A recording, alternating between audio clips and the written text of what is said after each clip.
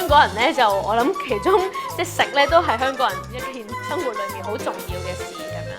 咁所以其中一樣我哋就係從食物開始去問啊，其實我哋平時嘅食物係由邊度嚟嘅咧？或者其實我哋知唔知嗰啲嘢係邊度嚟？今晚係有27人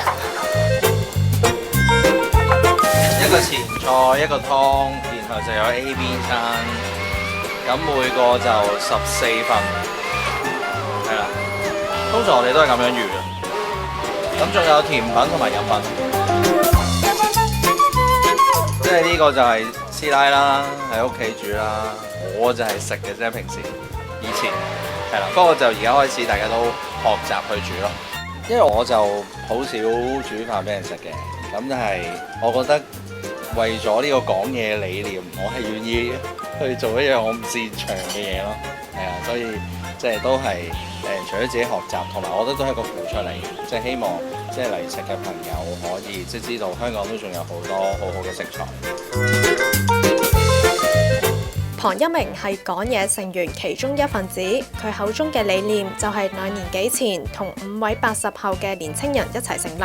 支持本地農業組織講嘢。顧名思義係代表住香港出產嘅嘢，炮製本地嘅食材，同時亦都講出食材背後嘅故事，同教大家點樣認識食物來源。今次呢一餐晚餐有90%都係由香港食材製作。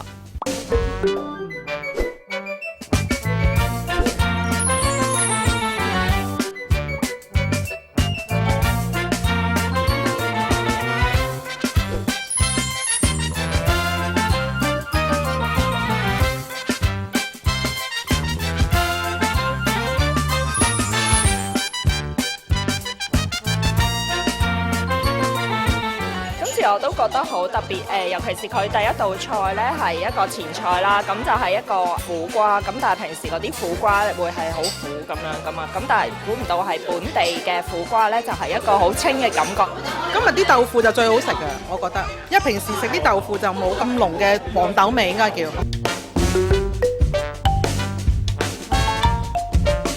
好多人去街市第一時間就想揾最平嘅嘢，或者最新鮮呢排有啲咩，或者諗自己想食啲乜嘢。但係我哋今次咧，反而就係想由揾一啲本地嘅食材咁樣，咁同埋喺呢街市好有趣啦。其實佢裏面已經有成5、6檔嘅有機菜檔啦，咁樣，咁所以我哋都會特登嚟呢度認識下佢哋啦，咁啊知道下其實呢個時節其實有啲咩時令嘅蔬菜可以買得到，我哋可以食得到嘅。咁其次嘅就係都認識下呢嘢點煮啦。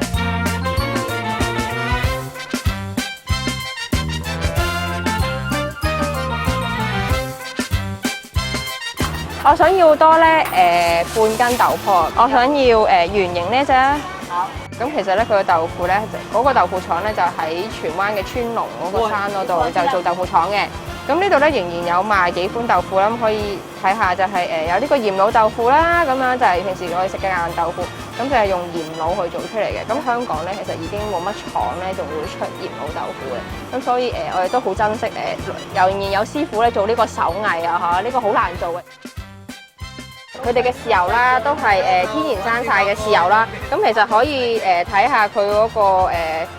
食用標籤啦，你可以睇得到。其實佢裡面淨係得一啲原材料咯，裡面係冇化學品落到去，亦都冇一啲添加劑落到。咁即係代表其實佢呢支豉油咧，真係有天然生曬個半年啦。然之後用透過太陽嘅紫外光去做嗰個消毒同埋嗰個釀製，先至有呢一支豉油咯。咁樣咁而呢啲傳統嘅手工藝咧，其實喺香港唔淨好似少過10間㗎啦，已經係咁樣。話翻俾大家知，除咗啲大牌子之外，我哋香港仲有好多小牌子都可以做得好好。中國人有一句説話：不時不吃，即係按照時節食合時嘅食物。我諗香港人好多人都唔知道，原來好多嘅作物咧根本就唔係一年4季都有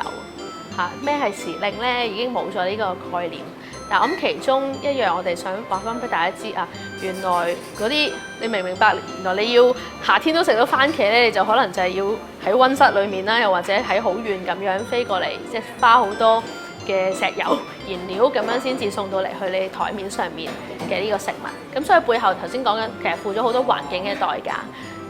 甚至係即係健康嘅代價嚟嘅添咁樣，因為嗰啲番茄可能佢未熟就要摘落嚟啦，即係咁樣樣嗰樣。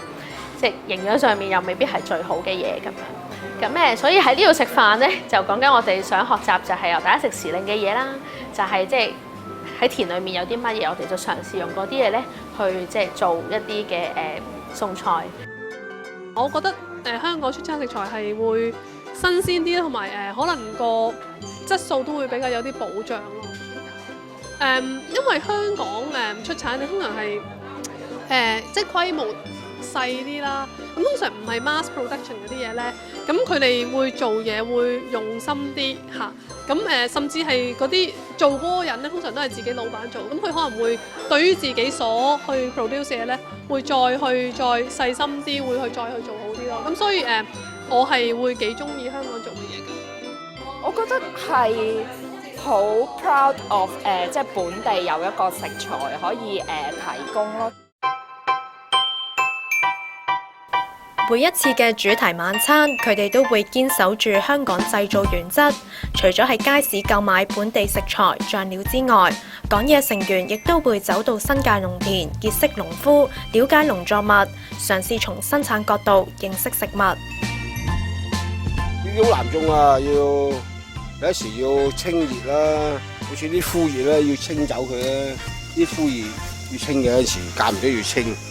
有時咧。蟲多咧，我試過捉過成千幾條蟲一朝，只要帶埋一齊捉蟲咧。晨早3點零鐘嘅時間，我捉到4點幾鐘，你計唔到幾多蟲？我諗我用個兜差唔多成兜蟲啊！就係阿郭生佢哋種嘅菜，就喺本地種嘅有機菜，好多時咧都可以種到佢最成熟階段就可以先至收嘅。但係如果我哋真係要食內地或者外地入口嘅蔬菜咧，好多時咧都係要有翻預翻個期啊，因為佢始終有個運輸期間，可能佢要提早收割啦，又或者其實佢要打啲嘢啦，令到佢防腐先落到嚟香港。咁實大陸菜全部都係佢快收成，佢全部都用科學種法，同我哋啲。即係正現代種法，人哋啲全部用晒棚啦，同埋成啊打晒催谷水啊，同埋成嗰啲人哋呢啲大陸已經人哋種40日已經有得收啊，我哋要種差唔多要50至65日，我哋要慢佢好多嘅收成。講嘢嘅行動，除咗支持本地農業，亦都希望將消費者同生產者聯繫，反思消費文化，重建人同大自然嘅關係。而我哋消費者又去學翻，其實植物咧唔一定得某一種形態，係有一啲彎曲嘅形態，其實我哋都可以食得到嘅。就算呢個針咗，可能其實下面嗰部分我哋係可以切翻開，可以繼續食用。即係其實多咗好多，其實對食物嗰個認知個豐富度會高好多啦。就唔再淨係過往嗰種食物嘅食嘢嗰種態度，就係我係俾錢買一個，我就一定要有好嘅嘢。即係嗰個關係比較簡單，但係其實呢件事就多咗好多重互動。我哋對於自己其實就多種要求，想知其實自己食緊啲乜嘢，我食緊呢樣嘢有冇對農夫造成一種壓力，有冇對土地造成一種壓力，咁呢啲都係我哋希望可以鼓勵大家一齊去關心多啲咯咁樣。以往經常聽到粒粒皆辛苦，意思係農夫耕田付出嘅無數心力同氣力，做父母嘅都會要求仔女唔好浪費食物，學識感恩。睇慣食材由冇到有嘅過程之後，而家對台上嘅食物，大家有冇另一番嘅滋味呢？